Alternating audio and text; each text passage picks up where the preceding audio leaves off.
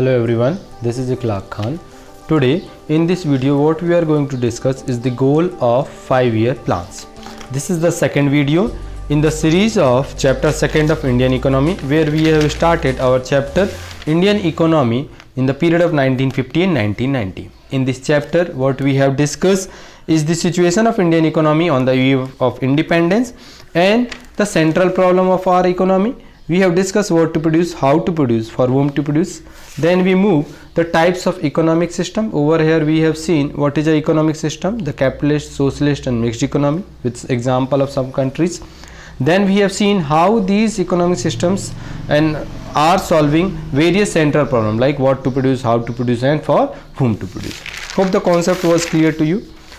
For solving these we have discussed how economic planning is necessary, and economic planning, the planning commission in India is set up in 1950 under the chairmanship of Prime Minister, and this is now known as Niti Aayog. So hope the concept is clear to you. Today what we are going to discuss is the goal of 5-year plans. Now the first 5-year plan period was 1st April 1951 to 31st March 1956. From April 1 to 31st March is a financial year, accounting year. That's why from 1st April 1951, because planning commission was set up in the year of 1950. Planning commission was set up in 1950. As the planning commission was set up in 1950, that's why since 1st of April 1951 to 31st of March 1956, the first 5-year plan of India was executed for 5 years. In each 5-year plan, there are some basic goals which are highlighted to be achieved. But in all the 5-year plans, 4 basic goals of the 5-year plans are made. In all the 5-year plans, there were 4 basic goals which are in main focus. Though there in each 5-year plan, there is one main focus, like empowerment of industry is there in some plan. Then there is a plan related with the eradications of the poverty or the modernization of industries. So let us see the 4 basic goals of 5-year plans. So these goals are growth, modernizations, self-reliance, growth, modernization, self-reliance and the equity. We will discuss this one by one. Let us first discuss the growth. The word growth means it refers to increase in the country's capacity to produce the output of goods and services within the country. So growth means the advancement and development. So growth refers to increase in the country's production, its capacity to produce goods and services within the country. It required steady increase in the GDP. Steady increase in the GDP. If there will be growth, so there will be growth in GDP also. What is GDP? Oh, the concept is clear to you. We have discussed this GDP in previous macroeconomics chapter also. GDP refers to market value of all the final goods and services. Market value of final goods and services produced in the country during a period of 1 year. And now during a period of 1 year, when we include all the final goods and services, though they are included from agriculture sector, industry sector and service sector, we have 3 sectors. So GDP is the sum total of output and services produced by all these 3 sectors. Then in this way, if there will be growth, so there will be steady increase in GDP also. There are certain other things over here also. Larger stock of productive capital is necessary. Larger size of supporting services is necessary. Supporting services like transport, banking, they are supporting services for the main production. Then increase in efficiency of productive capital and services. These are the requirements through which growth objective and the growth goal of 5-year plan can be achieved. It can be achieved by productive capital, better supportive service like transport, banking and efficiency of productive capitals and services. Hope the concept of growth is clear. Let us move to next concept. The next goal of 5-year plan is modernization.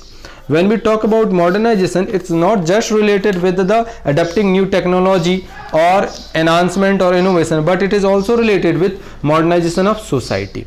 To raise the standard of living, of people, modernization includes adoption of new technology, which is quite common as we think. Then change in social outlook is also one of the need of modernization. How to change in social outlook? Gender empowerment, equal women right. These are the essence of time, and these will deal with modernization. So 5-year plans have focused these things also. Then shift in sectoral composition of production and diversification of activities. Shift in sectoral composition. There are 3 main sectors: primary, secondary and tertiary sector. Primary sector, secondary sector and tertiary sector, which is also known as service sector. There is a need to shift from this service sector, as we have seen how from primary to secondary and secondary from tertiary there was shift in the production. So production and diversification of activity. The word diversification of activity means not based on single activity but doing different kind of activities. Then advancement of technology and institutional innovations. So the word modernization is clear to you. These are the concepts related with modernization: adoption of new technology, social outlook, improvement in social outlook, gender empowerment, women equality, sectoral composition, diversification, advancement of technology and institutional innovations. Let us move to next objective of 5-year plan. Next goal. The next goal of 5-year plan is the self-reliance. When we talk about self-reliance, it is based on the self-dependence. Self-reliance under Indian conditions means overcoming the need of external assistance. In other words, it means to have development through domestic resources, because in the time of 1950s it was a great need for India to be self-dependent rather than depending on others, because it was USA, the country from where most of the material was imported at that time. To reduce foreign dependence, it is necessary to increase the self-reliance, to produce by ourselves domestic resources, to reduce the foreign dependence and avoid foreign interference. It was necessary, and to ensure this, to ensure less foreign dependence and to ensure less foreign interference, we have to increase our self productions and self need satisfaction system, and that's why it is related with the self-reliance. Let us move to the fourth one. The fourth goal is equity. The word equity over here is important to ensure that benefit of economic prosperity are availed by all the sections, such rich as well as poor of the economy. While discussing the kind of economy, we have discussed the difference also. Over there we have seen the socialist, mixed, and the one was capitalist. What we have seen is the difference of these economic system. It is the socialist and mixed which focus more on the benefit of the general people or general public. That's why when we talk about equity as a goal of 5-year plan, what we mean to say is that all the sectors, all the sections of society should get advantage, because in capitalist sometime what it happened, that only the rich are there, those who are getting, those who are purchasing power, they are getting the benefit and advantage. But it is the duty of government to ensure the equity, safety and availability of the resources to all the sections of the society. According to equity, every Indian should be able to meet his or her basic needs: food, house, education, health, clothes. Then, in short, equity aims to raise the standard of living of all people and promote social justice. Of all people, the word equity is related with all people, which means indirectly it means to promote the social justice. Hope the concept of equity is also clear to you. Benefit for all with promoting social justice. So this is the basics, objectives and the goals of 5-year plan. Hope the concept of 5-year plans and its goal is clear to you. Now let us move to further how the first 7 5-year plans from 1950 to 1990, first 7, we are talking about first 7 5-year plan, because what in this chapter what period we are taking, 1950 to 1990, attempted to attain the 4 goals with reference to. Just now we have discussed the 4 goals of 5-year plans. What was the 4 goal?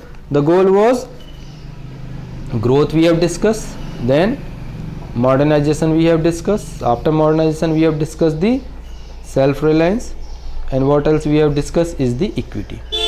How this growth, modernization and self-equity is realized in the period of 1950 and 1990. To see the realization of these all 4 goals, we have to see through these sectors.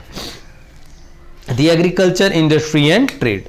Through the agriculture, industry and trade, the change in this sector and what was the condition of agriculture in this sector, we will discuss how there was attemptment of the goal of 5-year plan. So how the first 7 5-year plan work for the achievement of these goals through agriculture, industry and trade sector. Let us first see the agriculture.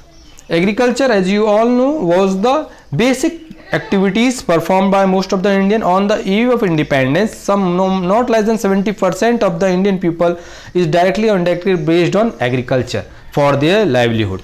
But the employment level was less because there was certain serious problem which was faced by agriculture sector during that time. What was the problem? And as we talk about over here, the first was the low productivity. The production of agriculture was low. Why it was low? The productivity was low because the technology was outdated. It was primitive kind of subsistence kind of farming, and that is the reason the productivity was less. Commercial cropping was not in the trend. Then disguised unemployment. This is the kind of unemployment where it seems that people are employed but actually its contribution is nil. That we have seen in the kind of unemployment, especially in sector agriculture. Suppose in a field, if there are 5 pupils from a family, again 3 more members are joining of the same family, the output is same. Most of the time output is same, means these 3 are disguised unemployed. Their presence or their absence does not affect the total output. So this kind of unemployment is known as disguised unemployment. This was the prevailing situation of agriculture. Low productivity, disguised unemployment. High dependency on rainfall, as because of lack of technology, there was no some pumping system, electricity was not there, irrigation facility was not there. So most of the farmers, for the cultivations of crop and the better yielding productivity, they were dependent on the monsoons and rainfall, the natural rainfall. Then subsistence farming. The word subsistence farming means the farming which is done for the self-consumption. Most of the time in the previous period, the period of 1950s, most of the Indians, they were cultivating crops for their feeding their family, but not for the purpose of selling it out at a large level, and that is the reason why output was less. Next is outdated technology. Technology were very outdated. They were not developed to adapt the. It was the period of 1960 onwards that we will see over here with the green revolution how the technology, work on technology was done. Before that period, technology was very outdated. Then conflict between tenant and the landlord. This was the main situation over there, that there was serious conflict between tenant and landlord. One who is actual tiller of the field was getting very less compared to one who is getting the kind of taxes, the landlord. So there was a regular conflict between the tenant and landlords. So these were the features of agriculture in the period of 1950 and 1990. To overcome these problems, there was policies for growth of agriculture. There were 2 policies which were adopted. One is land reform and second is green revolution. 2 kind of policies were there which were adopted in the period to recover the problems of agriculture. Land reform and green revolution. Let us see first the land reform. Land reform primarily refers to change in the ownership of the land holding. Change in the ownership of land holding. If A, B and C, there are some farmers, so A has more than enough land, say 100 hectares of land he has, whereas B have only 2 hectares, C has only 5 hectares. So this was the problem. So we have to change the land holding, which was done through land reform.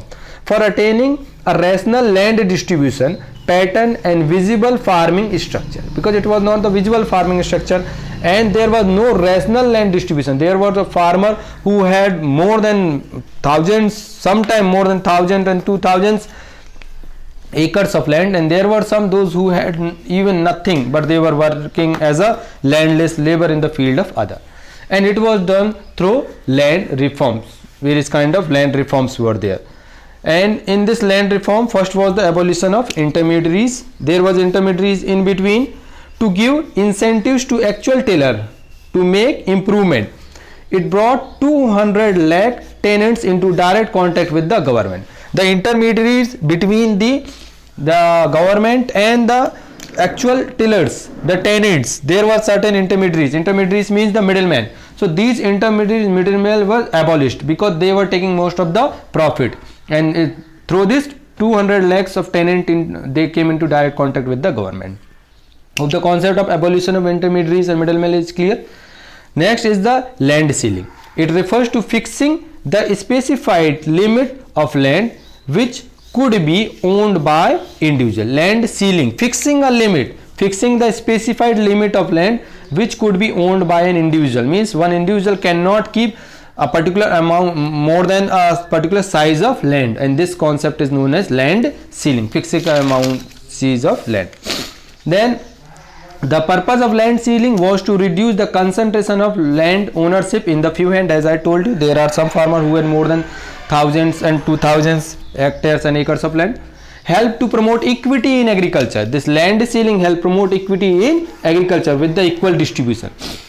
But even it suffers. What it suffers? Big farmers and landlord has challenges used by them to get the land registered in name of the close relatives, thereby escaping from the legislation. Even it was legislation that you cannot have this much land, more than this much land. We will discuss this legislation in detail in the next video. So at this time they were escaping. Why? They were like registering the name of the land pieces on the name of their relatives, though the actual land belongs to one particular person only, but the owner on paper is something else. Conclusion, what we can draw: land reforms were successful in Kerala and West Bengal because of the active participation of the government over there, but other states government did not have same level of commitment, and because of this, from remaining India, there was not that much successful of the land reform that we are seeing. The next work is the Green Revolution, through which the agriculture problems were sorted out. We will discuss the concept of this Green Revolution in the next video. Hope the videos and the concepts are clear to you. If you have any confusion, please let me know through your comment in the comment section box. Thank you very much. Have a very nice day ahead.